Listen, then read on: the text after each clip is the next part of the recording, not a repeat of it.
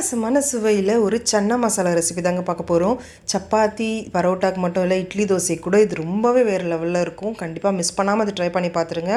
எப்பவும் செய்கிற சன்னா மசாலாவை விட இது கொஞ்சம் வித்தியாசமாக இருக்குங்க. உங்களுக்கு ரொம்பவே கண்டிப்பாக பிடிக்கும். வீடியோக்கு ஒரு லைக் கொடுத்துட்டு வாங்க, எப்படி செய்யுதுன்னு பார்க்கலாம். இதுக்கு முதல்ல நம்ம குக்கரில் 1/4 கிலோ அளவுக்கு மூக்கடலை 6 மணி நேரம் ஊற வச்ச மூக்கடலையை சேர்த்துக்கலாம். மூக்கடலை முழுகி வர அளவுக்கு மட்டும் தண்ணி சேர்த்திங்கனாலே போதுங்க. நம்ம 6 மணி நேரம் ஊற வச்சுருக்கதால அதிகமாக தண்ணி தேவைப்படாது. இது கூடவே 1/2 டீஸ்பூன் அளவுக்கு உப்பு சேர்த்துட்டு இது நல்லா கலந்து விட்டுக்கோங்க. இப்போ குக்கர் மூடி வச்சுட்டு ஒரு 2 விசில் வந்துச்சுனாலே போதும். இப்போது நம்ம ஒரு மசாலா அரைச்சி எடுத்துகிட்டு வந்துடலாம். இப்போது மிக்ஸி ஜாரில் ஒரு பெரிய சைஸ் கப் அளவுக்கு, அதாவது 1/4 லிட்டர் தயிர், புளிப்பு இல்லாத தயிர் சேர்த்துக்கோங்க. இது கூடவே 1 கப் அளவுக்கு தண்ணி சேர்த்துக்கலாம். 10 நிமிஷம் போல் ஊற வச்ச ஒரு 15 முந்திரி சேர்த்துருக்கேன். அடுத்ததாக 2 பச்சை மிளகாய் சேர்த்துக்கோங்க.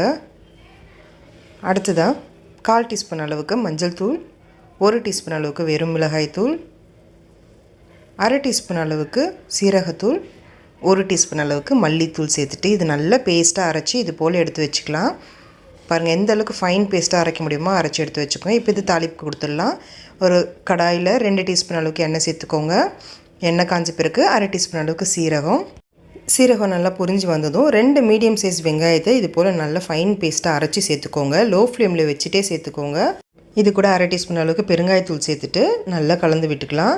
வெங்காயத்தை நல்லா நம்ம அரைச்சி சேர்க்கறதால சட்டுன்னு அடி பிடிச்சிடுங்க. லோ ஃப்ளேமில் வச்சு நல்லா ஒரு 2-3 நிமிஷத்துக்கு இதை வதக்கி விட்டுக்கோங்க.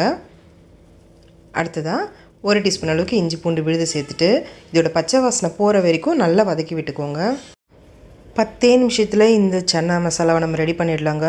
அவ்வளோ டேஸ்டியாக இருக்கும். மிஸ் பண்ணாமல் இதை ஒரு தடவை ட்ரை பண்ணி பார்த்துருங்க. பாருங்கள், இந்த அளவுக்கு வெங்காயமும் இஞ்சி பூண்டு விழுதும் நல்லா வதக்கின பிறகு 2 பெரிய சைஸ் தக்காளியை நான் இந்த மாதிரி பேஸ்ட்டாக மிக்ஸியில் அரைச்சிட்டு சேர்த்துருக்கேன். மீடியம் சைஸ் தக்காளியாக இருந்தால் 3 தக்காளி சேர்த்துக்கோங்க. சேர்த்துட்டு இது நல்லா வதக்கி விட்டுக்கலாம். ஒரு 3 நிமிஷத்துக்கு எண்ணெய் பிரிஞ்சு வர அளவுக்கு இது நல்லா வதக்கி விட்டுக்கோங்க மிதமான தீயில வச்சுட்டு.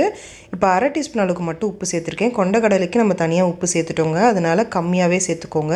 தேவைப்பட்டுச்சுன்னா கடைசியாக நீங்கள் சேர்த்துக்கலாம். பாருங்கள், எண்ணெய் நல்லா பிரிஞ்சு வெந்து வந்துருச்சு தக்காளி.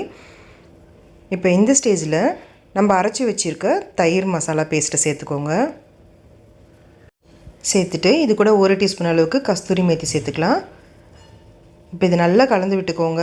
மீடியம் ஃப்ளேமில் வச்சுட்டு வெங்காயம் தக்காளி எல்லாமே இந்த தயிரோடு நல்லா ஒட்டி மசாலா வெந்து வரணும். அந்தளவுக்கு நல்லா மிக்ஸ் பண்ணி விட்டு இப்போ மூடி வச்சிடலாம்.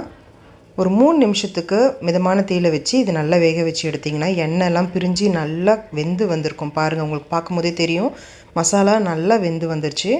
இப்போ இது நல்லா கலந்து விட்டுக்கோங்க. இந்த அளவுக்கு நல்லா வெந்து வந்த பிறகு இப்போ நம்ம வேக வச்சுருக்க மூக்கல்லையே சேர்த்துக்கலாம். சேர்த்துட்டு இதில் ஒரு பெரிய சைஸ் வெங்காயத்தை இது போல் மெல்லிசாக நீளமாக நறுக்கிட்டு அதையும் சேர்த்துக்கோங்க. இது கூட பொடியாக நறுக்குனா கொத்தமல்லி உங்களுக்கு தேவையான அளவுக்கு நீங்கள் சேர்த்துக்கோங்க. அடுத்ததாக 1/2 டீஸ்பூன் அளவுக்கு கரம் மசாலாவை சேர்த்துட்டு நல்லா கலந்து விட்டுக்கோங்க. இந்த ஸ்டேஜில் உங்களுக்கு தேவைப்பட்டுச்சுன்னா கொஞ்சமாக தண்ணி சேர்த்துக்கோங்க.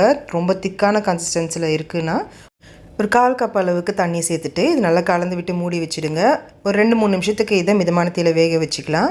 இப்போ பாருங்கள், எனக்கு இந்த கன்சிஸ்டன்சி கரெக்டாக இருந்துச்சு. உங்களுக்கு தேவைப்பட்டுச்சுன்னா இன்னொரு 1/4 கப் அளவு கூட நீங்கள் தண்ணி எக்ஸ்ட்ராவாக சேர்த்துட்டு அதுக்கேற்றது போல் ஒரு பிஞ்ச் அளவுக்கு உப்பையும் எக்ஸ்ட்ரா சேர்த்து மிக்ஸ் பண்ணி இறக்குங்க.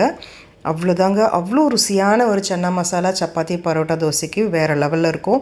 மிஸ் பண்ணாமல் இந்த ரெசிபி ட்ரை பண்ணி பாருங்கள். கண்டிப்பாக உங்கள் வீட்டில் எல்லாருக்கும் ரொம்பவே பிடிச்சி அடிக்கடி செய்ய சொல்லி கேட்பாங்க.